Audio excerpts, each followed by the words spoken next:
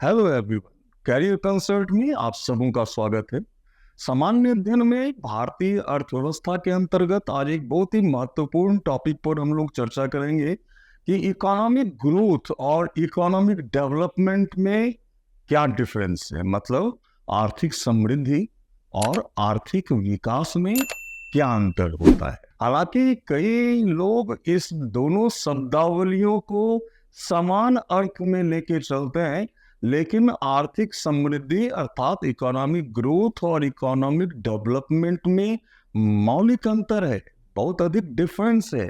दोनों अलग अलग कंसेप्ट को बताता है।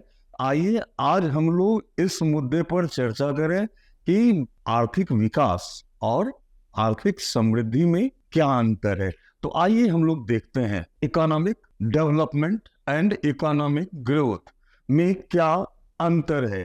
तो दो शब्दावली है यहाँ, एक तो इकोनॉमिक ग्रोथ और दूसरा इकोनॉमिक डेवलपमेंट। एक को हम लोग आर्थिक समृद्धि कहते हैं, आर्थिक समृद्धि कहते हैं, और दूसरे को आर्थिक विकास कहते हैं।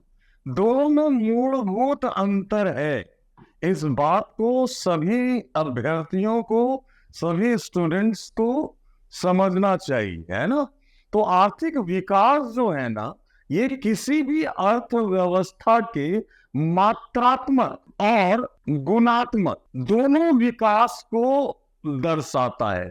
मात्रात्मक से तात्पर्य है कि उत्पादन में वृद्धि, साथ साथ गुणात्मक से तात्पर्य है कि स्वास्थ्य सेवा, शिक्षा में, जीवन स्तर के सुधार में, जो बुनियादी सुविधाएं होती हैं उसमें, है ना, तकनीकी ज्ञान में क्या गुणात्मक सुधार हो रहा है, उसको हम लोग डिनोट करते हैं इकोनॉमिक डेवलपमेंट से।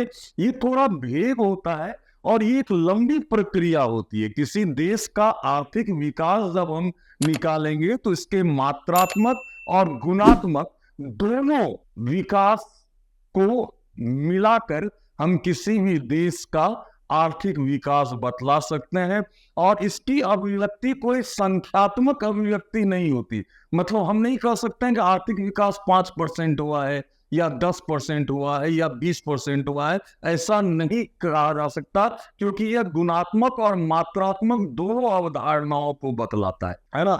तो आर्थिक विकास तो आप लोग समझ गए। अब बात है कि इकोनॉमिक ग्रोथ या इकोनॉमिक आर्थिक समृद्धि से आप क्या समझते हैं।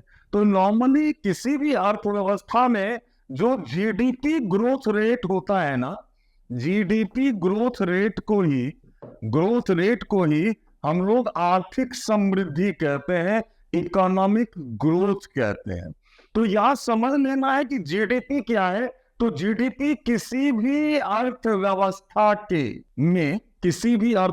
में उसके बाउंड्री के अंदर एक साल में, वन ईयर में जितने भी करेंसी हैं, मतलब जितने भी नोट हैं, सिक्के हैं, प्लस जितने भी गुड्स हैं, जितने भी सामान हैं, वस्तुएं हैं, और जितने भी सर्विसेज हैं, उनके अंतिम मौद्रिक मूल्य के योग को जीडीपी कहा जाता है, ग्रॉस डोमेस्टिक प्रोडक्ट, सकल घरेलू उत्पाद, है ना। तो इकोनॉमिक ग्रोथ जो है ये जीडीपी ग्रोथ रेट को ही कहते हैं।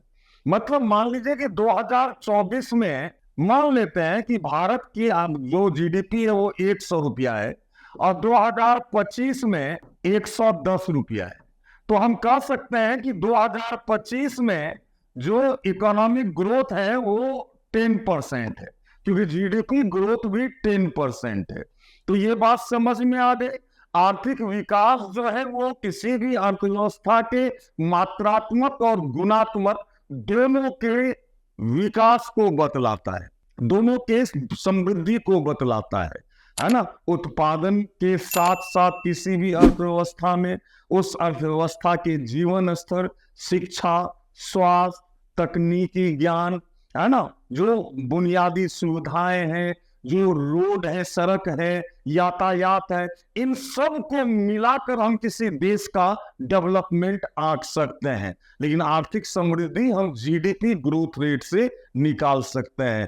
तो लगता है हमको कि आप लोगों को पूरा कंसेप्ट जो है इकोनॉमिक ग्रोथ और इकोनॉमिक डेवलपमेंट का ये समझ में आ गया होगा। अगर इकोनॉमिक ग्रोथ की अगर हम बात करते हैं तो इकोनॉमिक ग्रोथ में भारत जो है वो संपूर्ण विश्व में 5वां स्थान रखता है। 5वां स्थान जीडीपी ग्रोथ रेट में, जीडीपी ग्रोथ रेट में, अर्थात इकोनॉमिक ग्रोथ अगर हम बात करें तो भारत का जो है इकोनॉमिक ग्रोथ रेट जो है वो 5वां स्थान रखता है संपूर्ण विश्व में। पहले नंबर पर यूएसए, दूसरे नंबर पर चाइना, तीसरे नंबर पर जापान, चौथे नंबर पर जर्मनी और 5वें नंबर पर भारत का स्थान है जीडीपी ग्रोथ रेट या इकोनॉमिक ग्रोथ की स्थिति में अगर हम संपूर्ण विश्व में मापें, है ना। लेकिन इकोनॉमिक डेवलपमेंट का कोई माप नहीं होता, कोई संख्यात्मक माप इसका नहीं होता, ये गुणात्मक अवधारणा है ना। तो उसको एक लंबी प्रक्रिया के तहत हम किसी भी देश का इकोनॉमिक डेवलपमेंट का आकलन करते हैं। तो आज हम लोग यहीं पर इस क्लास को समाप्त करते हैं। आशा करता हूं कि आपको यह कंसेप्ट या अवधारणा अच्छे ढंग से समझ में आ गया होगा।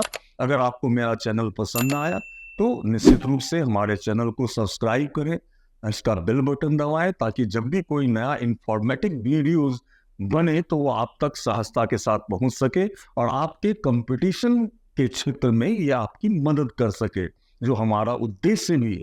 तो अगले वीडियो तक के लिए धन्यवाद, शुक्रिया।